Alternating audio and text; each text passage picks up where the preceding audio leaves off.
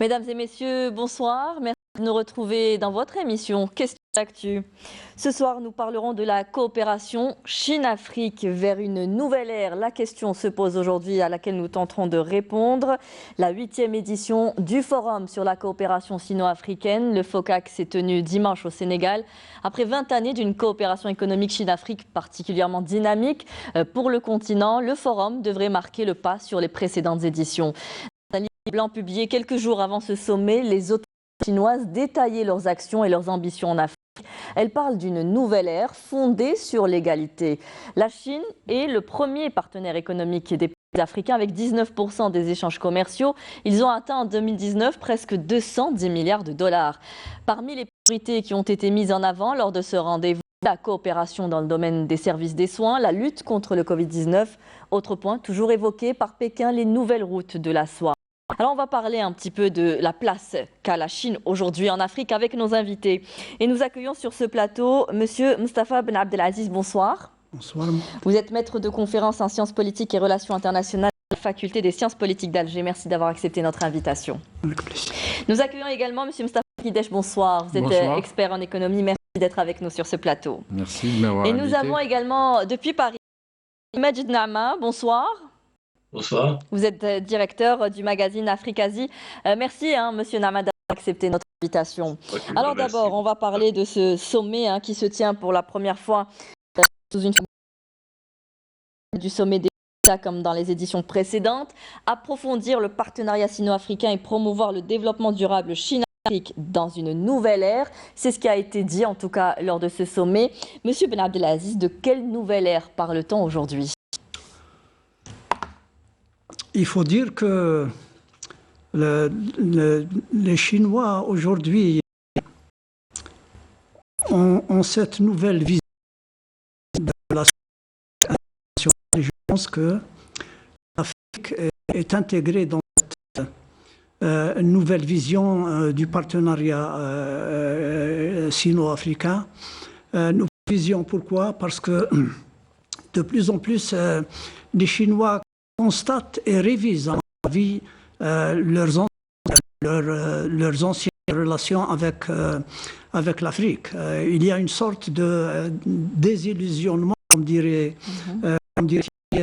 Perrault, concernant cette relation Chine-Afrique. Par conséquent, les Chinois sont aujourd'hui beaucoup plus, à mon avis, beaucoup plus prudents concernant leurs relations avec l'Afrique. Et je pense que c'est cette prudence au niveau de ces investissements, des résultats de ces investissements, du feedback des populations concernées, de plus en plus concernées par ces notions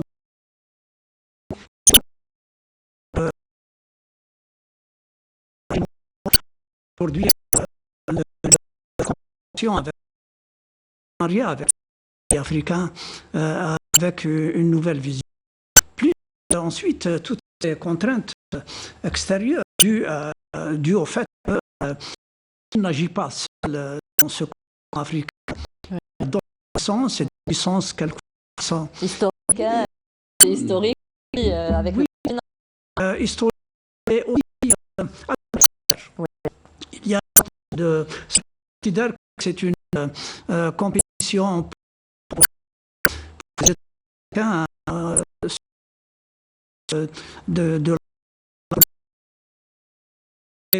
mais je pense que l'Occident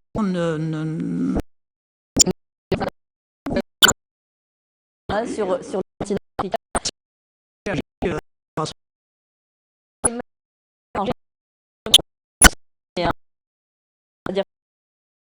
Les actions dans ce qui est terrain de prédilection auparavant. Alors, est-ce que ce FOCAC 2021 sera l'occasion de faire le bilan de la coopération sino-africaine? On veut partir sur un cadre plus gagnant-gagnant, qui soit davantage gagnant-gagnant? Moi, je pense que moins que la désillusion ou le terme que vous avez utilisé, c'est plus la prudence de la part de la Chine dans ses relations. Elle arrive à un moment où elle doit faire le bilan. Effectivement, lorsqu'on constate que la Chine détient les 2 tiers de la dette bilatérale africaine, C'est-à-dire que la Chine à elle seule, elle a les 2 tiers par rapport à l'ensemble, au reste du monde, y compris l'Europe, les États-Unis. Ça signifie quoi? Ça signifie que son engagement donc, a été extrêmement dans le financement d'un projet, que ce soit d'infrastructure, ou agricole, de grands projets, minier, généralement. Oui. Donc a atteint un niveau qui est loin de celui des engagements concrets de l'Union européenne ou des États-Unis d'Amérique, par exemple. Ça, c'est un premier point. Et quand on est donc... Et l'évolution a été très rapide en 20 ans, puisque en 2000, elle ne détenait que 3,1% de la dette bilatérale africaine. Et en 2020, elle se retrouve avec 62%, c'est-à-dire près des 2 tiers. Ça témoigne, si vous voulez, de l'engagement. Donc, elle peut plus reculer, donc elle va remettre à jour son logiciel, remettre à jour ses politiques, mais c'est une relation qui est devenue pratiquement structurelle, donc de ce point de vue-là. Ça, je pense que c'est un...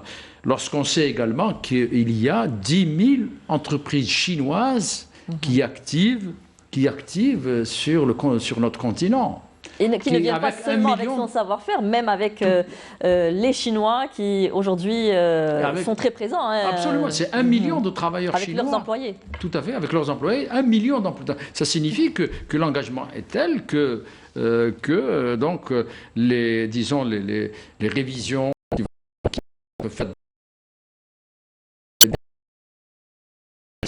Alors, Monsieur Medina, une situation équilibrée, c'est un peu ce qui a été repris par Macky Sall, le président sénégalais, qui dit « Il nous faut accélérer le développement des capacités industrielles africaines afin que le continent facilite l'accès des produits au marché chinois ». Est-ce qu'aujourd'hui les Africains demandent à ce qu'il y ait un rééquilibre entre les relations, entre la coopération sino-africaine, dans la coopération africaine? C'est tout à fait normal que les Africains demandent un rééquilibrage. Ça, la Chine n'est pas une société philanthropique, des relations d'État, mais quand même, la Chine a été une chance pour l'Afrique, quoi qu'on dise les médias européens et les pays occidentaux.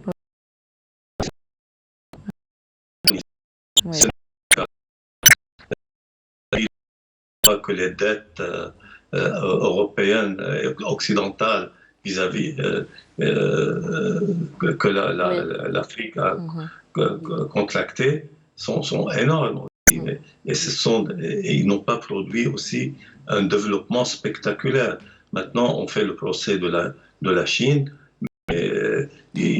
pour camoufler un peu le procès qui devrait au pillage de 300. C'est parce qu'ils perdent du terrain un petit peu, et puis la Chine n'a pas ce passé de colonisateur. C'est ce qui a un peu facilité son introduction dans le continent africain.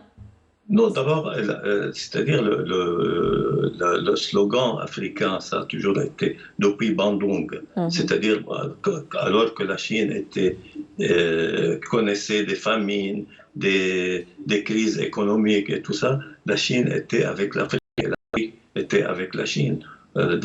Surtout à Bandung, 1954. N'oublions pas que la Chine elle-même était la victime du pillage occidental.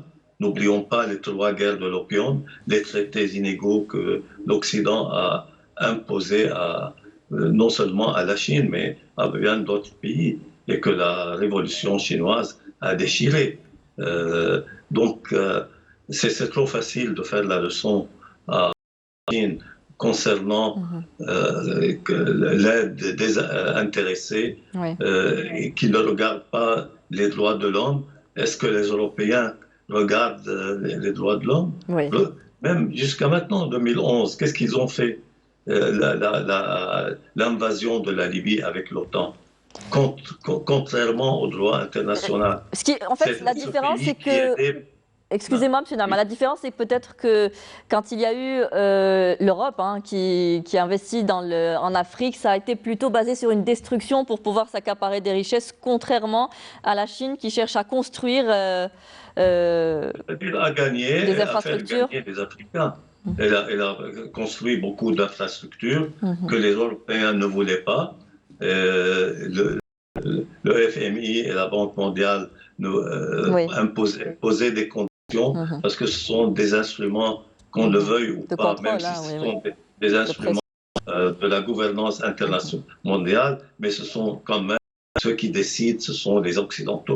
Donc, ils posent des conditions, ils ne donnent pas... regardez, c'est-à-dire pour aller un peu plus loin, le haut barrage en Égypte, c'est la Banque mondiale et les États-Unis qui devaient le financer, mais ils avaient posé des conditions. Nasser ne les a pas acceptées, et donc c'est l'Union soviétique qui s'est présentée. Et la perte, du point de vue économique, c'était une perte pour l'Union soviétique, mais c'était une aide symbolique extraordinaire pour le tiers-monde. Vous voyez, c'est-à-dire, il ne faut pas mélanger, faire la confusion entre les relations que l'Occident avait. Complètement différents. Oui, on va revenir largement sur cela. Ce que vous avez dit est intéressant maintenant, puisque la Chine ne fait pas partie du Club de Paris. Le FMI, la Banque mondiale perdent un peu leur pouvoir. Tout à fait. Les pays africains.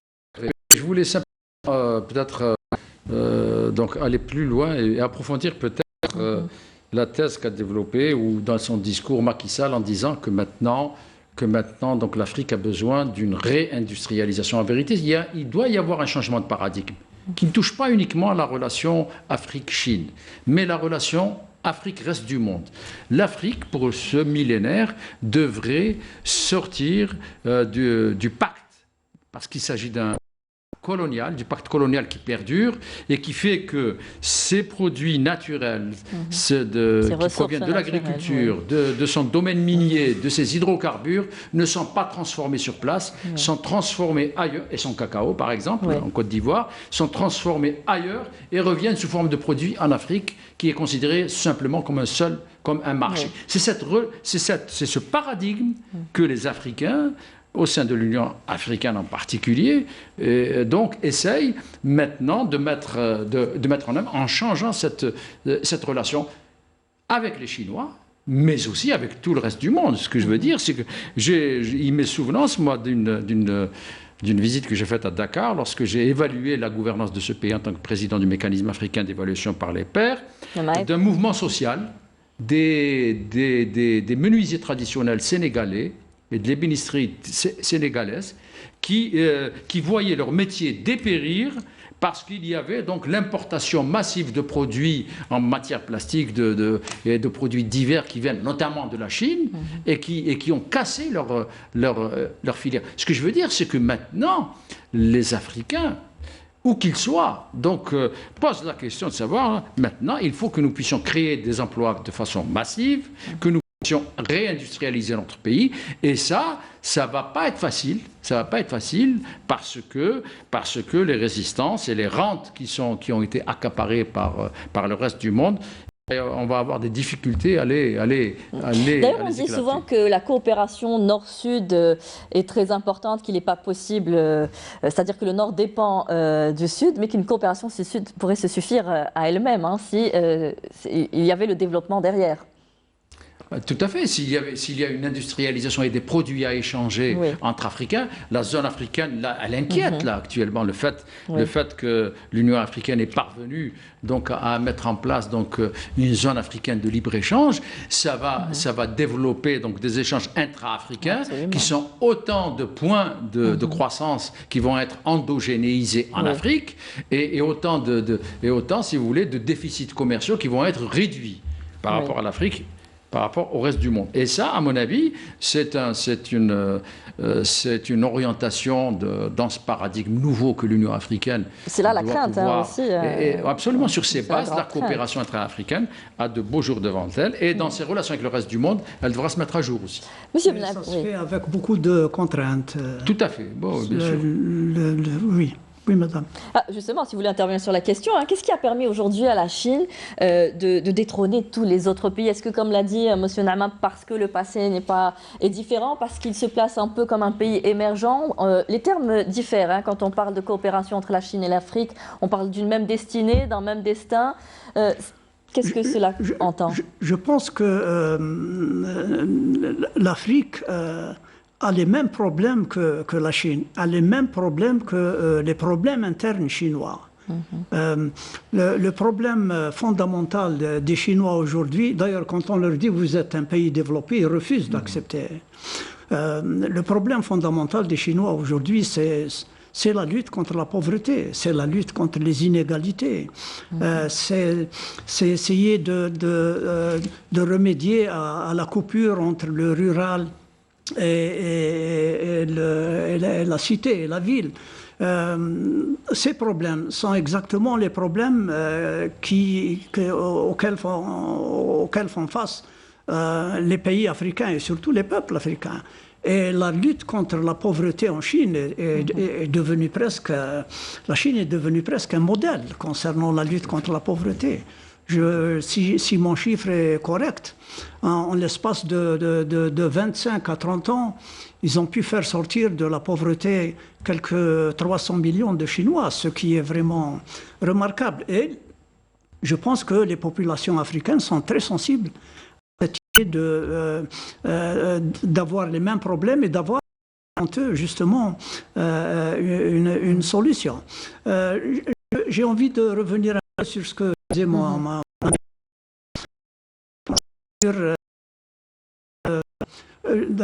aujourd'hui, on constate, les États africains constatent que les termes de l'échange entre la Chine et l'Afrique, même s'il y a cette idée d'échange sud-sud, c'est un peu à la mode cette idée de sud-sud, mais je pense que les termes de l'échange entre la Chine et l'Afrique restent quand même déterminés, comme dirait Samir Amin. On parle d'un déficit commercial de 18 milliards de dollars, si je ne dis pas de bêtises, en 2019, des États africains vis-à-vis de la Chine. Il y a donc un déséquilibre auquel les chefs d'État africains aujourd'hui sont très concernés et demandent à réviser. Ouais. L'autre problème, et je rejoins ici mon ami, c'est que l'Afrique aujourd'hui demande à s'industrialiser. Oui. Il y a l'Algérie aujourd'hui est concernée par cette... on peut développer, à mon avis. Je ne suis pas économiste, mais enfin, je touche un peu à ces questions. À mon avis, on ne peut pas se développer si on ne pense pas à un développement par l'industrialisation. Et quand cette idée de la zone de libre-échange africaine, oui, c'est philosophiquement parlant, c'est un rêve. C'est le rêve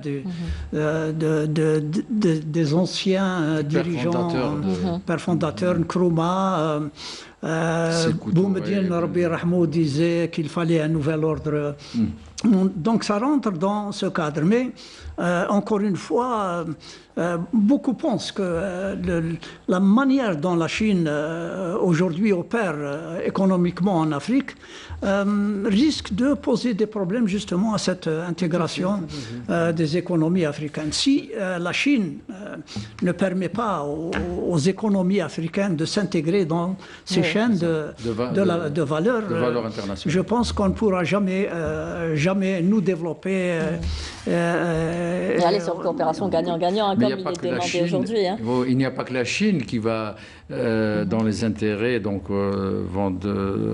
sont du point de vue de la balance commerciale, de ce qu'elle peut exporter vers l'Afrique, peut être touchée par une réindustrialisation de l'Afrique, mais aussi le reste du monde. Je veux dire est-ce que dans la situation des rapports de force actuels, donc vous pensez que les multinationales qui sont installées de façon massive sur le continent vont accepter l'émergence d'industries nationales ou d'industries régionales africaines qui peuvent leur arracher ces parts de marché. Parce qu'ils considèrent l'Afrique comme étant un marché d'1 milliard d'habitants, et c'est tout, ou 1,2. Avec la Chine, on est à plus de 2 milliards. Donc, non, mais c'est ça qui doit changer. Aussi, et il n'y a pas d'autre solution pour créer massivement de l'emploi, faire reculer la pauvreté sur notre continent, s'il n'y a pas une industrialisation massive, une agriculture modernisée qui puisse faire reculer la faim, la pauvreté et réduire les inégalités sociales. Monsieur Nama, est-ce que c'est un peu sur cet axe que jouent les Occidentaux pour un peu effrayer la présence de la Chine dans le continent africain? Équilibre dans les échanges commerciaux? Oui, mais il y a un déséquilibre aussi avec les pays occidentaux. Il est encore plus grave quand même. Ça, il faut le noter. Oui. C'est-à-dire aussi, il ne faut pas demander à la Chine des miracles. Il faut que les Africains prennent leur destin en main. D'ailleurs, c'est le mot d'ordre des Chinois de la révolution chinoise. Comptez sur vous-même. C'est-à-dire, bien sûr, la Chine reste une chance. Il y a une possibilité de financement, mais il y a aussi beaucoup de choses à faire de la part des Africains au niveau du système éducatif. Parce que c'est comme ça que la Chine, maintenant, la Chine, c'est le premier pays en termes de recherche scientifique et technologique. Ce n'est pas venu du jour au lendemain. Et puis, il n'y a pas une seule Afrique. Par exemple, les termes d'échange entre l'Afrique et l'Afrique du Sud et la Chine, ils sont en faveur de l'Afrique du Sud.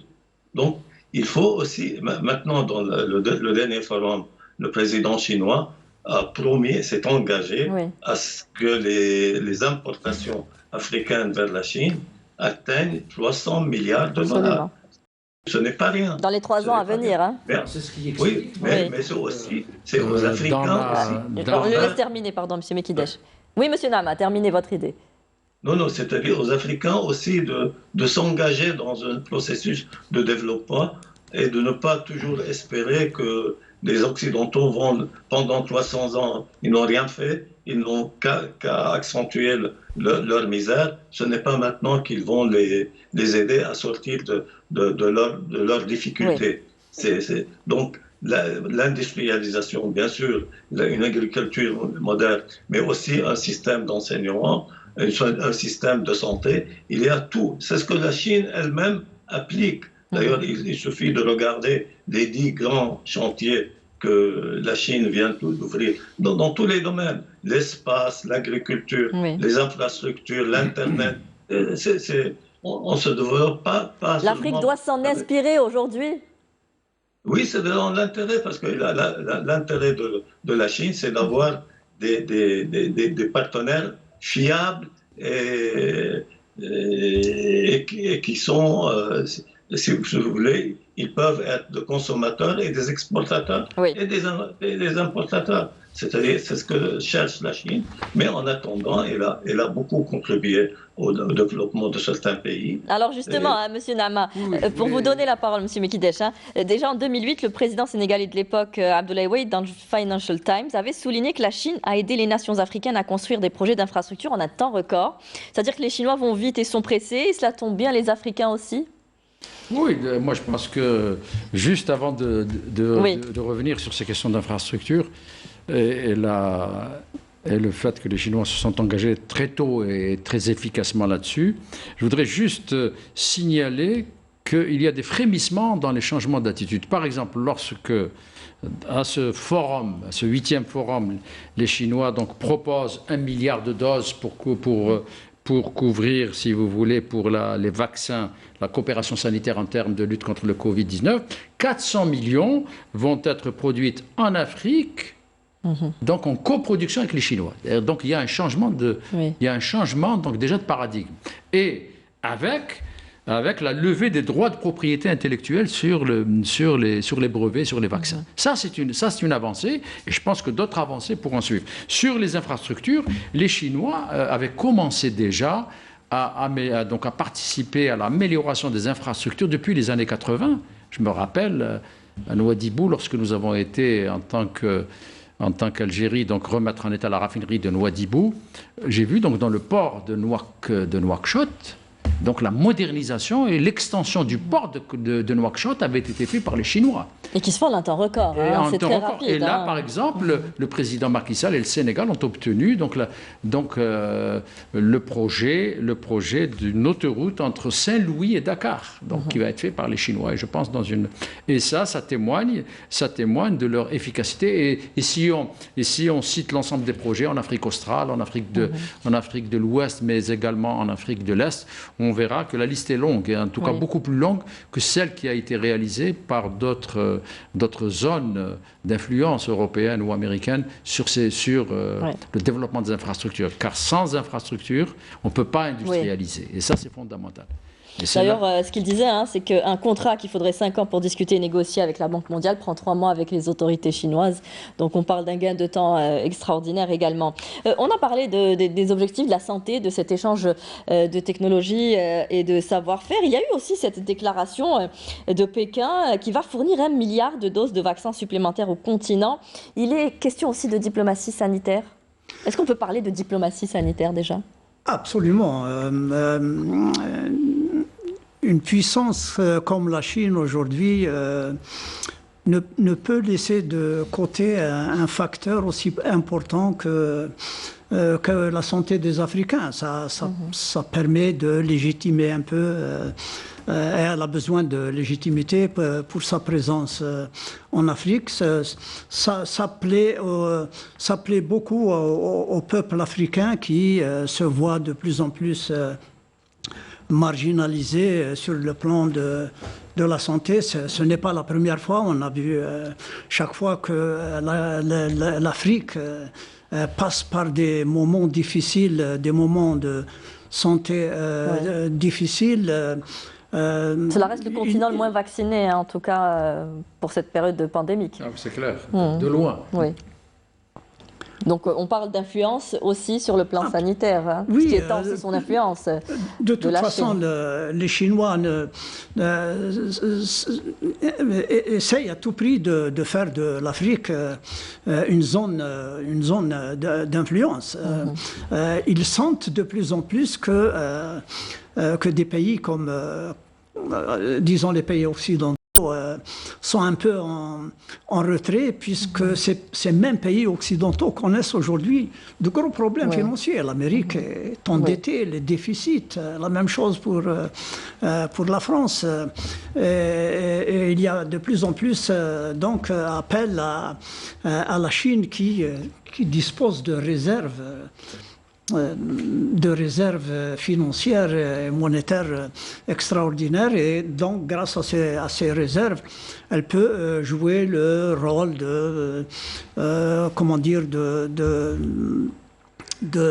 d'influence positive sur le continent africain. Oui. Allez-y, monsieur. Oui, je voulais juste ajouter un mot sur la question.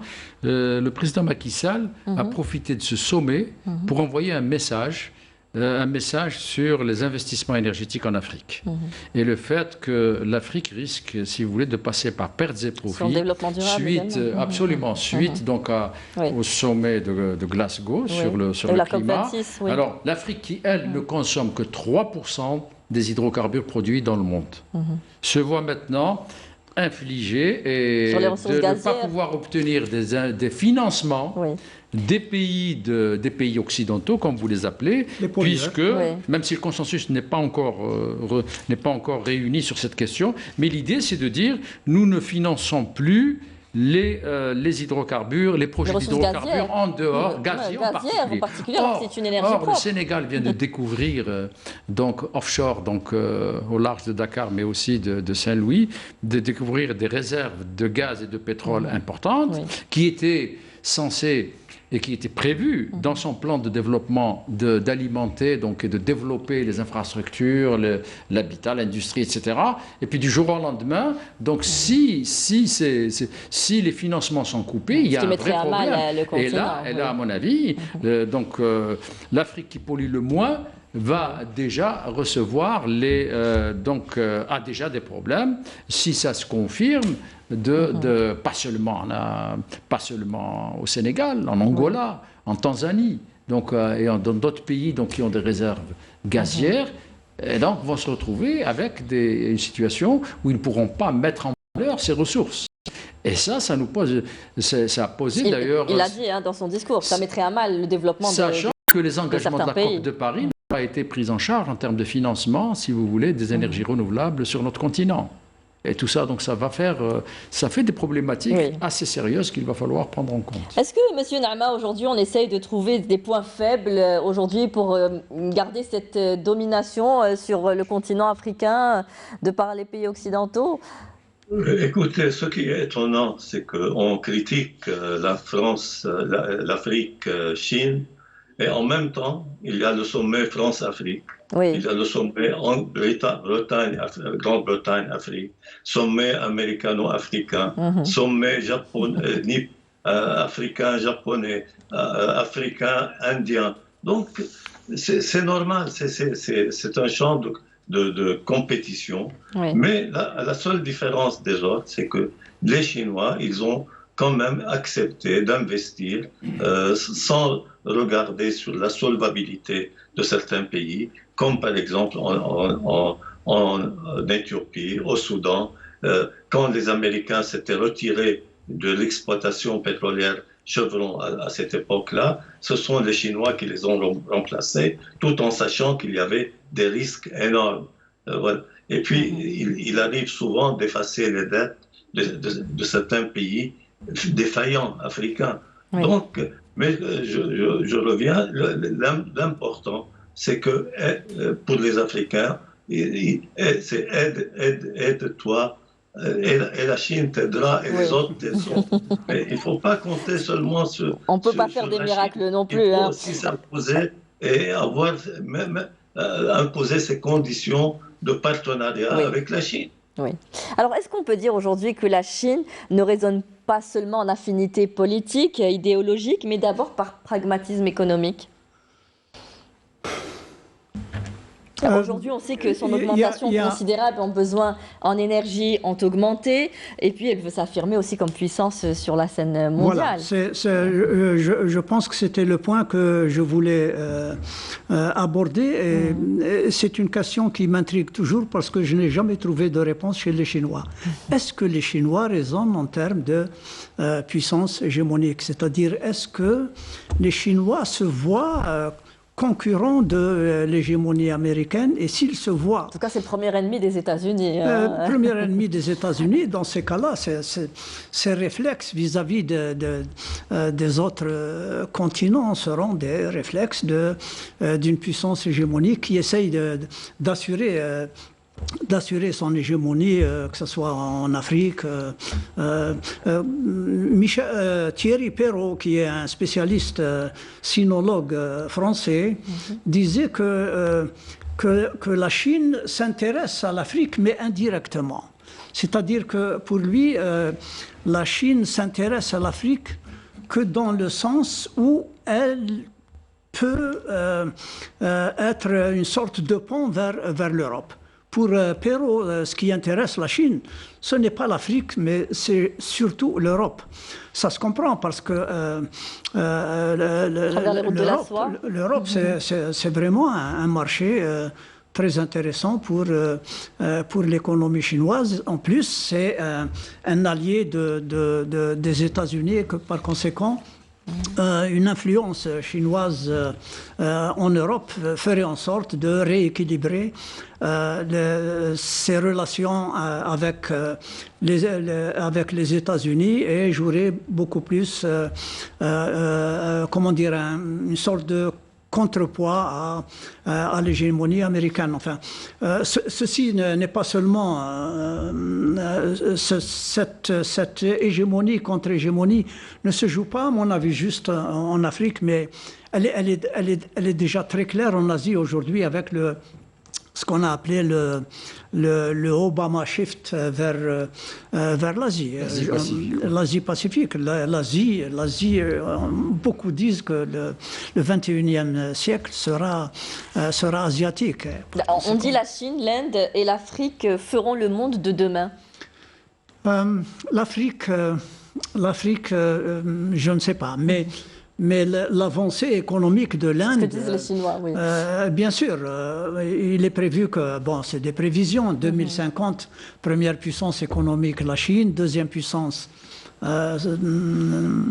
au regard de cette prospective serait l'Inde et des nations comme la Corée du Sud ou l'Indonésie seraient parmi les 10 premières économies mondiales d'ici 2050. Donc les prévisions montrent combien la Chine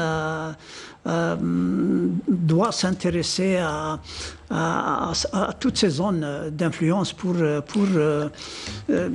si encore une fois, et c'est ce qui m'intrigue, les Chinois raisonnent en termes d'hégémonie. Et bien sûr, tout ceci ne va pas sans danger. Oui. Que... D'ailleurs, on dit que aujourd'hui, la Chine a une vision à plus long terme, contrairement peut-être aux Occidentaux qui étaient plus court-termistes. C'est-à-dire que même si leur investissement n'est pas rentable, parce qu'il y a aussi beaucoup de pays qui n'arrivent pas à rembourser leurs dettes, qui sont en difficulté, mais la Chine continue à une vision à plus long terme. Ah, tout à fait. Moi, je crois que vous faites bien de de pointer du doigt cet aspect, parce qu'eux sont dans le temps long. D'ailleurs, dans la philosophie chinoise et dans leur stratégie militaire en particulier, c'est le temps et l'espace. C'est-à-dire qu'ils gagnent des batailles sans perdre d'hommes. C'est-à-dire donc la Chine est un grand territoire, la Chine a le temps, donc ce qui fait que leur empire ont pu, dans le passé, donc sans faire de batailles sanglantes, gagner un certain nombre de choses. Ce que je veux dire par là, c'est qu'effectivement, leurs investissements, leur présence en tout cas, c'est pour ça que j'ai dit donc il y a un caractère structurel à cette présence. Donc on ne peut pas imaginer qu'il va y avoir un recul de leurs investissements de façon massive ou un recul de leur présence. Alors, simplement, c'est que la pré-post-Covid a posé un problème très sérieux dans la relocalisation des chaînes internationales de valeur. Actuellement, les pays européens, dans leur plan de relance, souffrent d'un manque de matières premières, d'un manque de pièces détachées, qui viennent de Chine. Alors, l'idée, c'est que les souverainismes économiques sont maintenant reviennent en force, notamment en Europe, aux États-Unis, et c'était déjà le cas depuis longtemps. Et de ce point de vue-là, l'Afrique devra trouver sa place, c'est-à-dire ces relocalisations dont on parle. Il peut y avoir une coopération triangulaire avec les pays européens pour dire bon.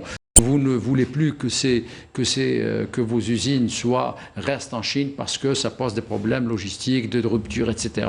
Pourquoi ne pas avoir des coopérations triangulaires, de les établir en Afrique, en particulier au Maghreb, en particulier dans mon pays. Donc, ce que je veux dire, c'est que il faut voir que, à mon avis, prendre en compte non pas les prévisions qui vont mettre l'Afrique de façon définitive dans un camp de sous-développement structurel assuré, mais faire des choses, donc avoir des visions et avoir une ambition pour l'Afrique, et elle peut, à mon avis, participer à un changement de rapport de force, y compris sur les aspects liés à sa croissance et à son économie, et ne plus rester un pourvoyeur de matières premières uniquement. Et ça, c'était le pacte colonial.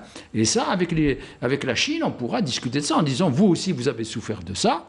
Donc nous voulons donc que ce type de relation disparaisse, progressivement soit changé par une réindustrialisation et par des politiques au moins de substitution aux importations d'un certain nombre de produits qui peuvent être produits en Afrique et échangés en Afrique. On ne va pas chercher des brouettes à partir de la Chine ou de l'Europe, alors qu'on peut les faire. Le ciment, on peut le produire localement, d'un certain nombre de choses. Et avec donc un marché d'1 milliard, l'enjeu est important. Et c'est, je crois, que cet aspect-là qu'on devrait mettre en avant dans les discussions avec nos partenaires et nos amis chinois. Les saisir. Monsieur Majid Nahama, on dit, je vais vous reprendre une déclaration de John Bolton, conseiller de la sécurité nationale à l'époque du président Donald Trump, qui disait que la stratégie chinoise, bien sûr, au-delà du vaste projet de Pékin des nouvelles routes de la soie, leur stratégie va même au-delà de manière délibérée et agressive. Ils ciblent leurs investissements dans la région pour obtenir un avantage concurrentiel sur les États-Unis. On sent ici qu'il y a une crainte que l'influence grandisse des Chinois. Je pense quand même que les États-Unis essaient d'expliquer leur revers leur décadence, en quelque sorte, toute relative, c'est toujours la faute aux autres. Pour la Chine, ce qui est un État stratège, la Chine est guidée et dirigée par un État stratège.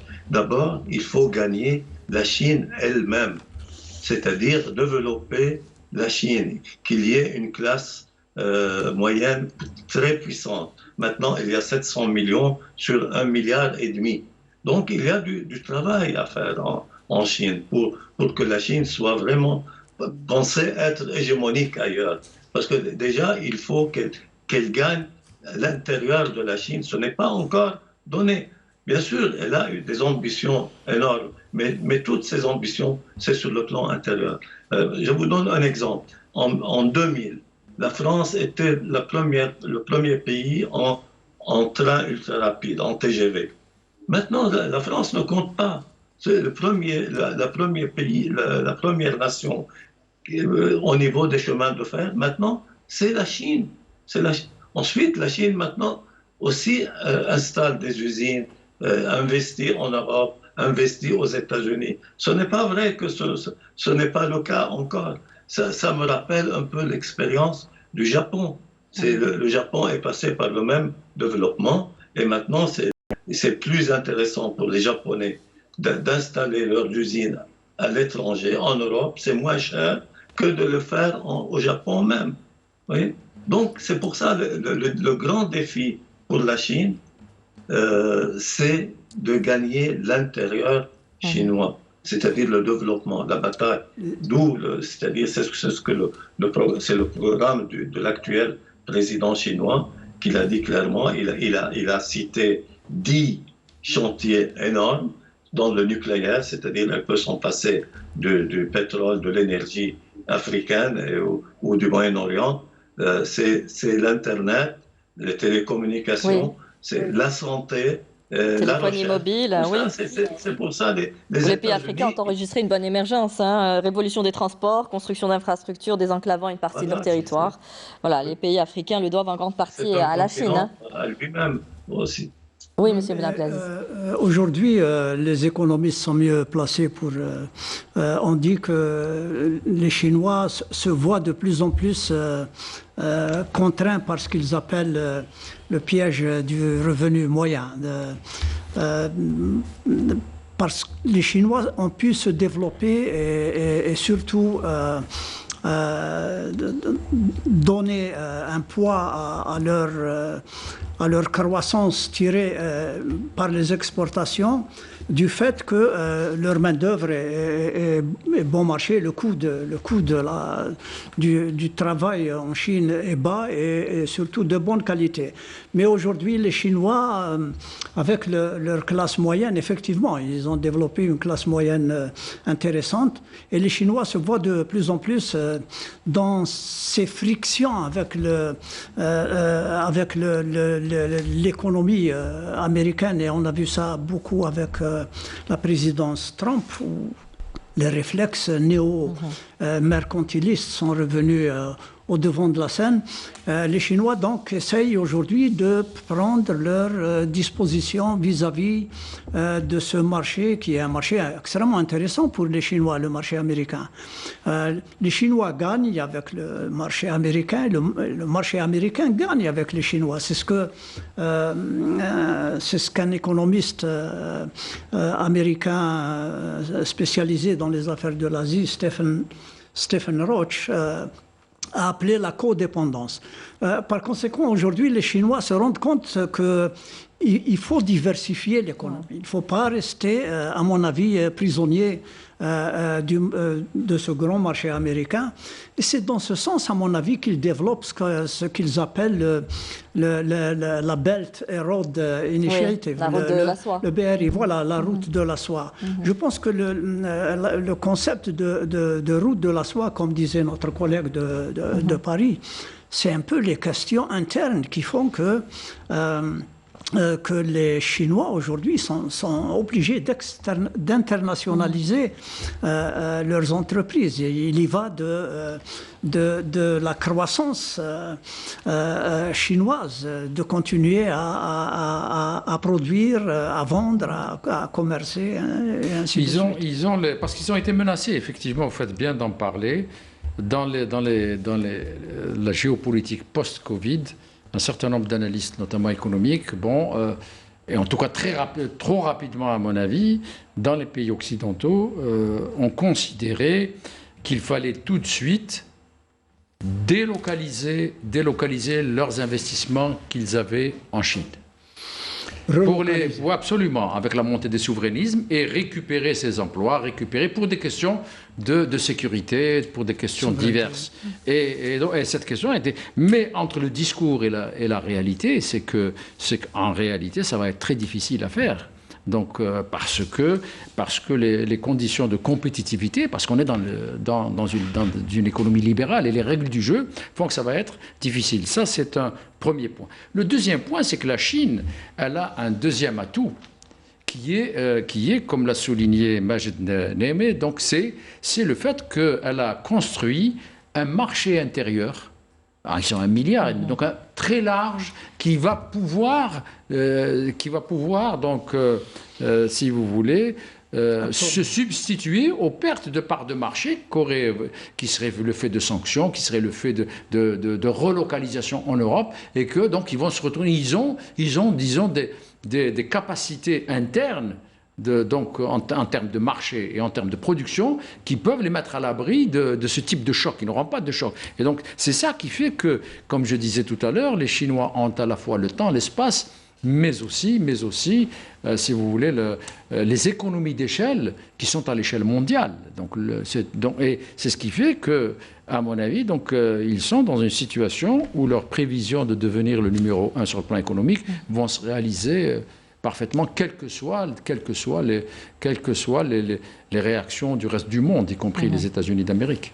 Monsieur Nama, est-ce qu'aujourd'hui, vous allez affirmer cette information, les États-Unis, en tout cas, prêtent à la Chine cette volonté aussi d'étendre son influence sur le plan militaire, puisque en 2017, incapable de rembourser des prêts chinois, Colombo Sri Lanka avait dû autoriser une compagnie chinoise à prendre le contrôle d'un terminal sous la forme d'un bail de 99 ans. Ils ont exprimé, en tout cas les États-Unis, leur crainte que la Chine dispose d'un avantage militaire dans l'océan Indien. Oui, vous savez, ça fait partie de l'arsenal de propagande occidentale, parce que si on regarde l'état des ports dans le monde, on voit un petit État comme Dubaï qui contrôle à peu près une vingtaine de ports dans le monde.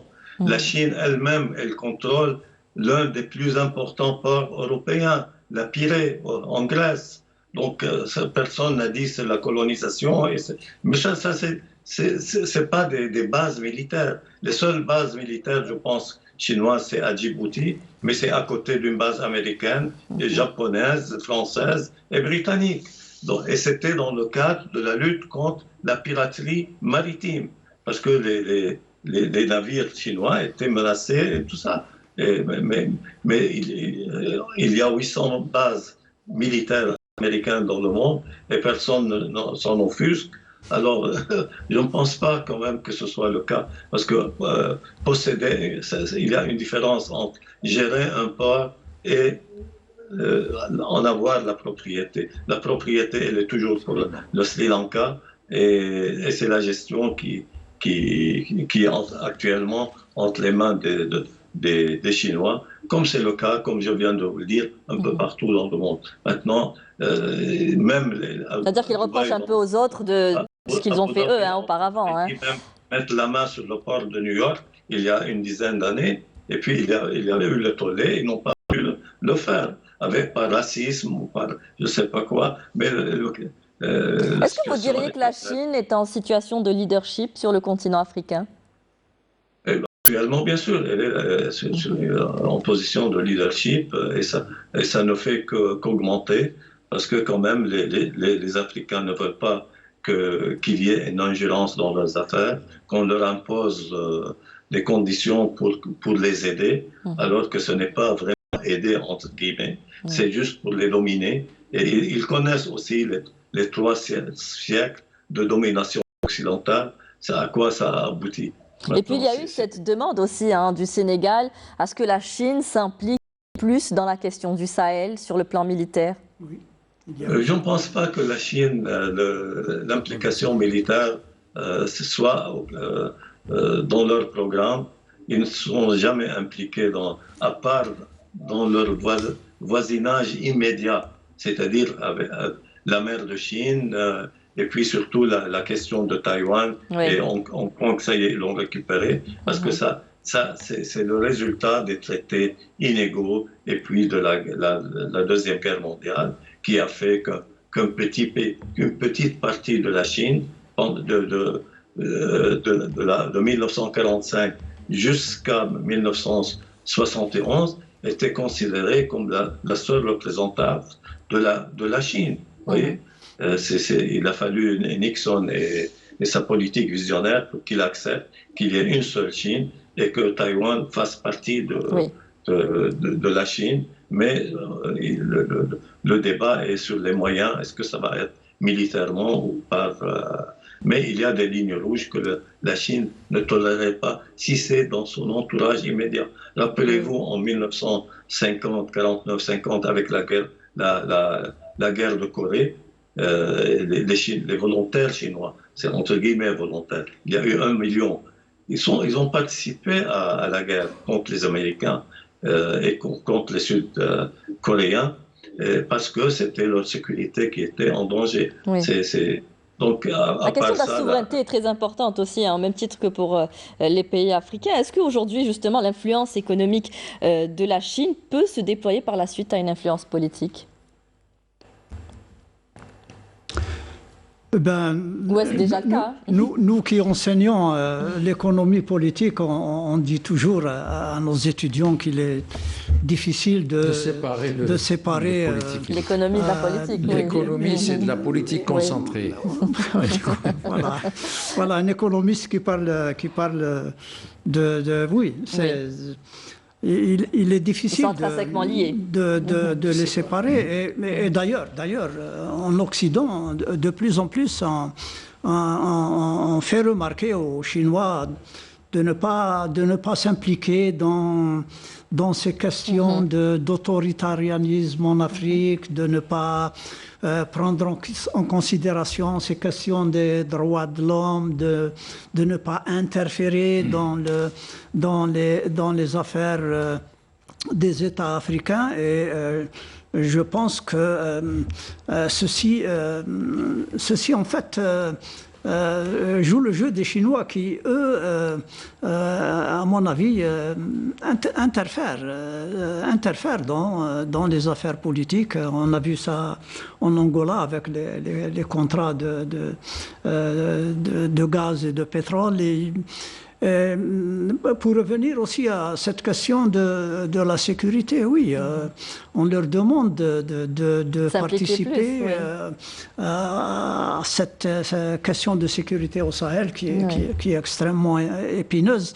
Mais on ne doit pas oublier qu'il y a déjà là-bas la France militairement.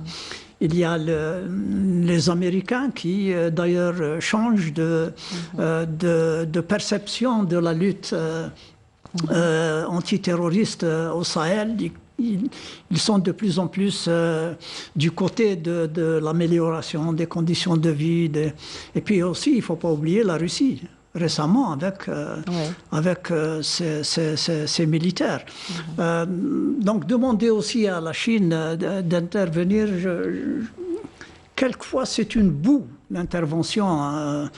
Mais on ne doit pas oublier non plus que les Chinois participent beaucoup avec les casques bleus des Nations Unies pour la paix au Sahel. Donc ils sont présents, à mon avis, dans cette question. Ils sont discrets, certainement, mais ils sont présents concernant ces questions de sécurité et de politique des États africains. Alors il nous reste très peu de temps, 1 minute. Je vais vous donner à vous, messieurs, le mot de la fin. Est-ce que finalement aussi, cela a développé une dépendance forte envers la Chine ? Non, pas du tout. Je ne crois pas du tout à cette thèse. Donc, Par contre, il va falloir donc aller maintenant dans le concret et voir quelles sont les réactions stratégiques chinoises sur la volonté de l'Afrique, en tout cas de mon pays, donc en particulier de réindustrialiser, d'avoir donc et de développer, si vous voulez, donc la substitution aux importations, notamment venant de la Chine, et que comment donc ils pourront donc réexaminer, si vous voulez, cette relation à la fois avec les différents États africains pour faire en sorte que leur présence n'est pas uniquement une présence où de fait ça se traduirait par des avantages qui seraient obtenus en contrepartie, si vous voulez, d'infrastructures, de soutien, d'un certain nombre de soutiens financiers. Et en contrepartie, on aurait donc accès dans le même paradigme d'exportation massive des produits miniers, des produits de base africaine vers le reste du monde ou vers la Chine. Et ça, il faudrait entrer en discussion avec eux de façon concrète, avec des dossiers précis sur les filières sur lesquelles, et notamment, et j'imagine que le progrès qui a été fait est l'acceptation de leur part que sur le plan des vaccins. On puisse avoir donc des vaccins africains qui utilisent leurs brevets de façon gratuite, c'est déjà une avancée. Et on peut imaginer ça pour d'autres aspects, avec soit des coopérations et des partenariats rapidement, bilatéraux. s'il vous plaît. Voilà. Oui, merci. Monsieur Majid Nama, pour clore un peu cette émission, je sais, à travers ce que vous avez dit, on comprend que le continent africain a beaucoup gagné avec ce partenariat avec la Chine, mais que diriez-vous sur la vision, sur le long terme de la Chine sur le continent africain? Quelle serait sa vision aujourd'hui? Sur le plan alimentaire? Sur tous les plans, est-ce que c'est plutôt centré uniquement sur l'économie ou également politique? Pour étendre son influence sur ces deux domaines. Dit mon collègue dans le studio, on ne peut pas séparer l'économique du politique et tout ça. Mais la différence, il y a une différence de logiciel. Oui. C'est radical. La manière de procéder. Aux États-Unis, même la Russie, on gèle des avoirs. Avec l'Iran, on voit comment ils se comportent. Ils se comportent comme des cow-boys. Les Chinois, c'est-à-dire s'ils ne trouvent pas leur compte, ils peuvent quitter, tout simplement. Mais ils n'imposent pas, ils n'occupent pas, ils ne déclarent pas de guerre. Et ça, c'est énorme comme différence. C'est pour ça, c'est la carte maîtresse de la Chine, c'est de respecter la souveraineté des États. Absolument. Et le principe de non-ingérence. Oui. Voilà. Oui, bien sûr. Moi, je reprends une phrase d'un responsable sénégalais qui disait que je pense qu'il reprenait l'agenda 2060 de l'Union africaine. Et il dit cette phrase qui me semble importante, et je pense que M. Pridesh en a parlé tout à fait au début. Ce que les Africains doivent faire, c'est construire eux-mêmes leur histoire. Absolument. Je pense que nous devons... Ce que disait également M. Nama, vous êtes entendu sur cette question-là. Merci messieurs d'avoir participé à ce débat. Merci à vous M. Nama d'avoir été avec nous dans cette émission, d'avoir participé. Merci à vous tous de nous avoir prêté attention. Je vous souhaite à tous de passer une très bonne fin de soirée sur Canal Algérie. Au revoir.